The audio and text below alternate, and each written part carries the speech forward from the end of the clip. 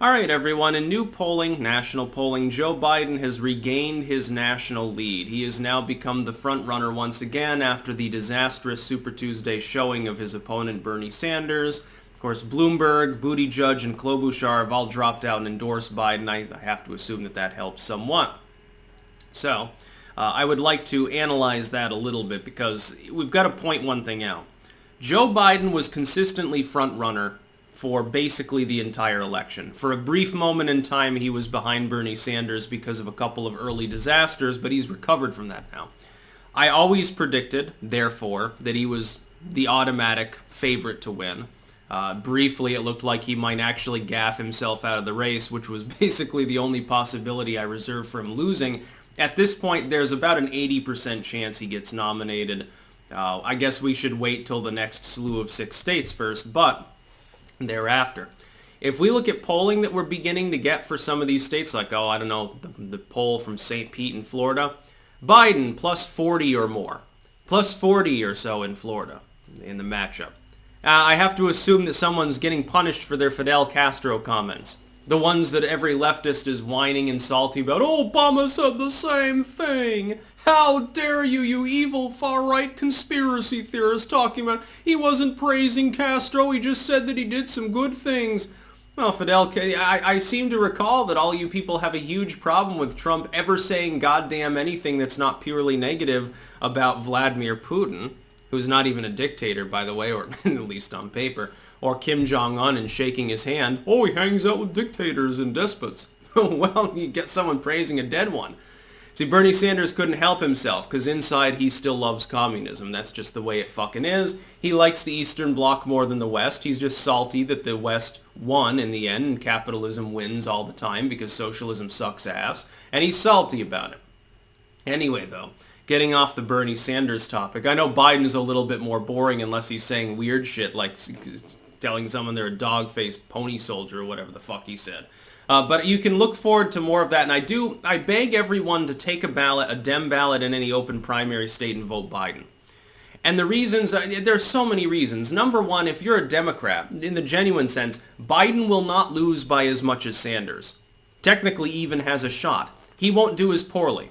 Because having a little bit of dementia, I think at this point, when you're in a matchup against Trump, who's also fairly old and goes off the cuff and does rant, say weird things, and has odd verbal proclivities, that looks better than being a socialist, to tell the truth. So that's number one. Number two is just for the lulz. Can you imagine these two up on stage debating? Because Biden gets hot under the collar and tries to attack, but he does it in this weird, feeble way and just spins himself in circles saying weird shit. And then Trump tends to go off on rants, and then he attacks, the news people, some members of the audience. It's going to be hilarious. It's going to be the best political spectacle that you have ever seen in your fucking goddamn life. Absolutely the best. It'll be so much better than him debating Hillary Clinton. Trump, I mean. And Biden is hilarious. He says weird shit. It'll be funny. And also to save the face of my own home state. I don't want the symbol of my state to be remembered as being this elderly fanatic who praises Fidel Castro. Thankfully, the people of Vermont punishing him. He got 85% of the vote on Super Tuesday in Vermont last time around. He only got 51% this time. And it wasn't because of a bunch of down-balloters gobbling things up. I don't think so, because none of them had any fucking support. It all went to either Bernie Sanders or Joe Biden or Elizabeth Warren. Even if you add that extra total to Sanders, though, he still dropped by about 15 points, so keep that in mind. Biden, though, is the front runner in this race in the Dem field because everyone else is worse. And that was the case for Sanders, and it was also the case all along for Biden. Biden was consistently the front runner, which is why I favored him. But he was always a weak front runner. I don't think he has a low ceiling or problem like Bernie Sanders maybe, or like Elizabeth Warren maybe would have. But he is a weak front runner. He very briefly crested up into the low 40s and then went back down, and he gravitated back and forth between this very, very limited sort of span of support, somewhere in the mid to upper 20s, and he did that consistently. He never had a majority or even a significant minority support. He simply had more than everyone else in a packed field. The reason why Biden will probably be nominated is because the field stayed packed through the early states. That's just the fucking way it is. Nobody wanted to drop out until right before Super Tuesday. There were still several people in the field with viable totals. A packed field of 6 people. Mainly irrelevant in most of the states. I mean, Bloomberg was third with single digits, I think, in a couple of them. But, be that as it may. But Biden's not a strong candidate. He just happens to be less weak than Bernie Sanders. Just like right after Biden fucked up in several states, Bernie Sanders temporarily looked less weak. But he was never a strong frontrunner. His frontrunner numbers were the same as Biden's long-term average. Bernie Sanders has, to this day, never risen above that level because that's his ceiling. That's the maximum support he'll get. Now, in the next few days, we're going to get new national polling, which only includes Biden and Sanders. Gabbard will be left off increasingly because she's irrelevant. We need to see what that head-to-head is. But keep in mind this doesn't translate to all states. There are states in which Bernie Sanders has a 20-point organic advantage. There are states in which Biden has a 20-point organic advantage. Florida is probably the biggest one yet. In the first poll we've got from Florida the other day, Biden was like plus 42. Plus 42! And I think that poll still had Bloomberg on it. Plus 42. He's won Florida. I can almost guarantee at this point, I'm calling Florida for Biden already, unless he gets absolutely curb stomped in this next slew of states first. In which case he might go back down again and look weak, Bernie Sanders could theoretically regain front-runner status. Joe is his own worst enemy. If Joe Biden can keep it together for just 2 weeks, for the next 14 days, he will be the nominee. But there's no guarantee of that. That's why I give him an 80% chance of being the nominee. It's the whole problem. You haven't had a strong frontrunner in this field. That's because nobody's driving enthusiasm, and that includes Bernie. If you look at the demographics, the turnout demographics on Super Tuesday, Bernie Sanders' coalition has already collapsed. Youth vote never materialized. The supposed sort of like the outlander rural American vote never really materialized for him. Bernie Sanders is not driving he talks about, we've got a coalition like the world's never seen. No, you don't. That's the problem. That's why you lost. Biden has a better coalition. He's got a coalition of everyone who doesn't like socialism.